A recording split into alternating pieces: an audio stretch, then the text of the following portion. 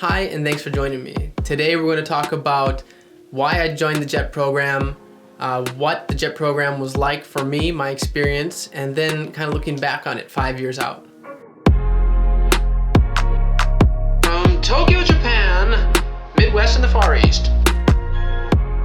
So the first thing I want to talk to you today is about how I got involved in the JET program. My whole interest in the JET program started while I was teaching English in South Korea. And I was teaching English in South Korea mainly to be with the person that I was with at the time. But the point is that while I was there, I realized I didn't want to be a teacher. I really like the EPIC program. It's a great, even I would say, maybe better than the JET program actually in some aspects. So I really enjoyed my time there, and I definitely would not give that up for anything else. But while I was there, I realized, okay, I don't want to be a teacher. I'm just going to go home and that'll be it. Like, I'll start my career now. But on the last couple months, this guy told me, Vinny, if you're out there watching, he told me, hey, Drago, you should really consider the JET program because you speak Japanese. And I was like, yeah, sorry, Vinny, you know what? I know, because I just don't want to be a teacher. Thank you very much. But he was like, no. There's another position called the CIR position, the Coordinator of International Relations. You should check that out. I think it's going to be good for you. And it kind of just stuck with me in my head. I couldn't get it out. And so as soon as I went back to the States, actually, instead of getting back on that career path, I was like, okay, I'm going to apply to be a CIR. I wanted to help grow the community. I wanted to be kind of a liaison. And the cool thing about the place that I got placed at was actually that it has a sister city with Red Wing, Minnesota, and I'm from Minnesota. And so it was really cool to have this, that connection. So I was far from home, but kind of close to home. And the sister city program had a lot of exchanges in between with students. So now that I've kind of talked about that, let me talk about what my work job was basically for those 3 years while I was on the program. So I had a lot of different jobs, many different jobs as a CIR. The first one I kind of already hinted on was being a coordinator between our sister cities. So once a year, students, middle school students, would go and apply to be on a program to go to the United States and stay, basically they would see Chicago for a couple of days, and then they'd go to Red Wing, Minnesota, where they would stay with their homestay families for a week and a half, 2 weeks. And then after that, the American students would come from Red Wing, Minnesota to Ehime, Japan. And there was it was about a month-long exchange program. And so I was on the Japan side of this. So I would interview students, and then I would make up English lesson plans. I would get them ready for their tour. I would coordinate with the tour company in Chicago on places that they would want to go, restaurants that we'd want to eat at. And then I would coordinate with the families in Red Wing to make sure, okay, who's going to go with who, and then make sure everyone got on the airplane, and then everyone didn't forget their passport, and then take them through the cities, and then take them to Red Wing, Minnesota, meet the families, and then take care of all the little problems that kind of happened along the way, and make sure they all got back safely. And then the other way around. So when the students from Red Wing came to Japan, it was kind of like making sure that they had their schedules, where they wanted to go, their host families, and making sure no problems really happened, and just kind of being that person in between all of this, that kind of knew both languages, knew both cities, and making sure there were no big problems, and everyone was happy at the end of the day, And I really liked that side of the job. I love that side of the job. It was a lot of work, and to be perfectly honest, my coworker, my senpai, the super senpai at that time, she was amazing at putting together a majority of the work for me to do. So it was, I don't want to take all the credit. Definitely, it's not something I did all on my own. There were a lot of other people that made this happen. But I was so stoked to be a part of that, and it's something that I really look back super fondly on. So that was one thing that I did. The other thing that I did was kind of manage the town's website. So there's a wiki page and then a website as well. It was in English that kind of just updated. I didn't do any of the coding or anything, but it was just making sure it was updated and that everyone knew what was going on. Then the other thing that I would kind of do throughout the year would do events. So like Thanksgiving events.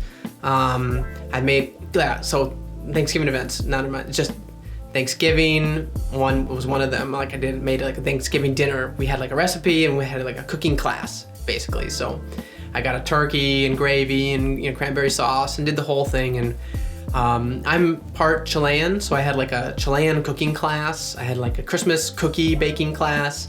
I had a how to make a dream catcher class because I thought Minnesota, I always used it as a teaching opportunity and community building opportunity, and that was, yeah, so making these events at almost zero budget and then executing them was another one of my jobs. Then a different aspect of my jobs, which I think I'll just call the last aspect for this conversation, was going to schools. So I did go to schools, but it wasn't every day. It was only when schools would request that I would go.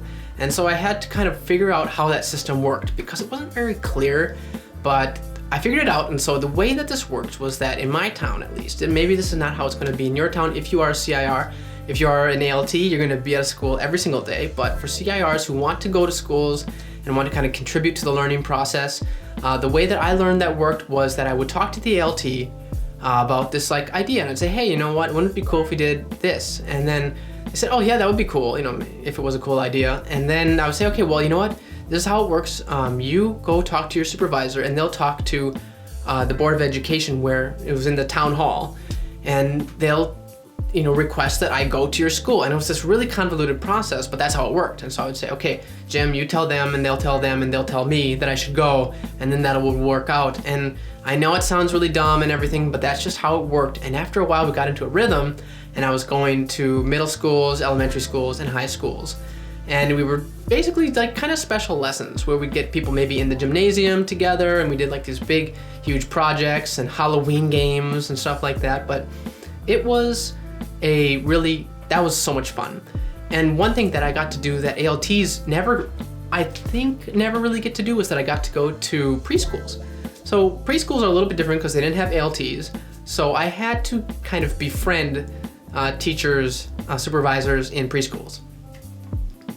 And so I befriended one person who worked at a preschool who was kind of the principal of the preschool, and she said, okay, why don't you come and we'll do a lesson, because she had seen me doing this book reading. So I did book readings once a month at the library for preschool kids. So I would just read in English, and sometimes I would read in Japanese too. And it was fun, and I would kind of entertain them, and just book readings. I don't know, but I really liked it. It was such a pure, just social moment. And so I think she saw me there, and she said, you know, it would be nice if you came to our preschool and you hung out with the kids and you did some kind of activity. And I said, great, well, just let my boss know, and you send them a request, and then I'll be able to go. And she did, and she told her friends, and their friends told their friends, and pretty soon I was going to all the preschools in the town. So that kind of sums things up. I mean, there are a lot of other little odd jobs that I did, of course, but for work, it was basically planning those activities, visiting some schools, managing the website, and managing the exchange program. Outside of that, I also, on my second year on the JET program, I volunteered to be a regional advisor. Ehime was kind of like a little bit big, so they had the prefectural advisor, and then they had a bunch of little regional advisors. And underneath the regional advisors were all the other JETs. All volunteer program, basically. I didn't get paid any more for it, but what I did was that I kind of took it in the same mindset where I just want to build the community. So a lot of the people that come on JET, maybe you don't, well, probably you, everybody. It's not even a probably. Everybody is not going to know everybody. You're going to get there, and the people that are closest to you who are English speakers, they will not know you. You will not know them. And they will probably be from different countries with different backgrounds, and they went to study different stuff. And so for me, I was like, okay, well, as a regional advisor, what I can do is try to make people come together and share experiences together and get to know each other and understand that they're not alone, and that not only am I there for them, but they have all these other people around them that they can kind of become friends with and share these experiences with. So what I did was that I did different kinds of events around the prefecture. I would make kind of these meet and greet events. One of them, dinners, of course, but I tried to make more fun events where I would discover different parts of the prefecture together. And so one of the things that we did, if you're ever in Ehime, I know you're never gonna go there, but if you ever get to Ehime, there's this place in the southern side of Ehime called Nametoko Gorge, and it is beautiful. You can go sliding down a waterfall, jump into the river. It's just great nature park. I think it's a national park actually. But anyway, it's beautiful, and I totally recommend going there. But I was like, hey guys, let's join together. Let's spend a night here, and we can drink, and we can talk, and we can just let out all that steam from work. And it was stuff like that I kind of coordinated and make sure everyone had a good time. And also, I had to plan for orientation. So this was one of the things, the day in the life video was for that orientation. So I was part of the orientation program for 2 years, and the first year we actually wanted to make this video, but we couldn't because we didn't get enough we didn't get permission. We started off too late and things just fell through. But the second year I was like, okay, I got it. This is how things work, and I kind of figured things out. And so we requested permission really early in the process, and we got all the okays, and we were able to film for the new jets that joined us. So it was something, because it's like you can only talk about how things are so much, and I was like, why don't you just show them what things are like? And so that's why we made this video. Yeah, so that kind of sums things up for me as my work and my volunteer time on the JET program. The JET program for me was absolutely changed my life. And the big reason is because I met my wife during the program. And so that's kind of, I know it doesn't directly relate to the JET program. You could meet your spouse on any program anywhere in the world. So I just want to put that out there. It totally, being on the JET program, going to step out there and like trying something new, totally changed my life. And now I have a son, and it's crazy and it's wonderful. But if I had not gone on that program, that never would have happened. I think looking back on the JET program and saying what was good and what was bad about it will reveal that there was really nothing unique to the JET program apart from any other program that exists in the world to go and teach and go and be this international coordinator in another culture. Because the biggest thing that you gain from such a program is that you get put out of your comfort zone. You meet cool new people. You grow as a person a lot. I am a huge advocate of getting people out of their comfort zone, especially visiting different cultures. You are thinking about the JET program, but you're kind of unsure, and the biggest thing that you're unsure about is if you will be lonely, or if you'll be frustrated, or if you're gonna make a difference. Like, that to me is not a big enough restrictor. Like, you should just go. You're gonna be lonely. You're gonna be frustrated at work, but you know what? You're gonna have that same experience where you're from, where you work. You could work at the place down the street that you've been thinking about, applying for, but that is gonna be the same. And you'll never know about Japan. You might as well just apply for this thing and really just give it a shot. But with one caveat, I do personally believe after going on the EPIC program in Korea and seeing teaching on the JET program, that the EPIC program has a much better grasp on how to really bring out excitement for English. The JET program really, I think they're kind of stuck, and I kind of wish that they would change it. And I know a lot of people that were on the JET during the same time I was that felt the same. So there's not a whole lot of control over the curriculum that you teach in your classroom. You kind of have to follow the book, almost to a T. You have to just repeat what is in the book. And there's not a whole lot of creative freedom. So if that's something that you're looking for, then I think you're gonna kind of feel stifled as a teacher, and you have to find other ways to really bring out that side of you. But if you're not like a super duper teacher, it's nothing that you really wanna do down the line, you could still get by with it, but do remember that it's a very, you're dealing with kids, and you're gonna affect the way that they grow up, and their view on the world is the outside world for a lot of these people is gonna be you. And so if you make a bad impression, it's a bad impression for the entire world.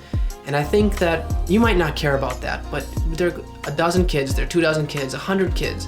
You might deal with 1,000 kids a week, and if you are that impression, you're affecting them and the people that they affect, and I don't want that. So it's my, my plea to you is that you do not do that, and you come in with, happiness and positivity, and try to make that difference, whether or not you want to be a teacher in the future, or not, whether you want to be a teacher in the future or not. So it's that kind of like looking back 5 years, I guess not, but I don't know. Maybe it's not quite what you wanted to hear or what you're expecting, but that's it. And right now my son just woke up, so I gotta take care of that. But if you have any questions, please leave them in the comments. I would love to talk to you more about this. And if you don't, hey, you know what? Like this video so that I know that, yeah. But anyway, hit the like button because, if you like what I'm doing, support me. So whatever, bye.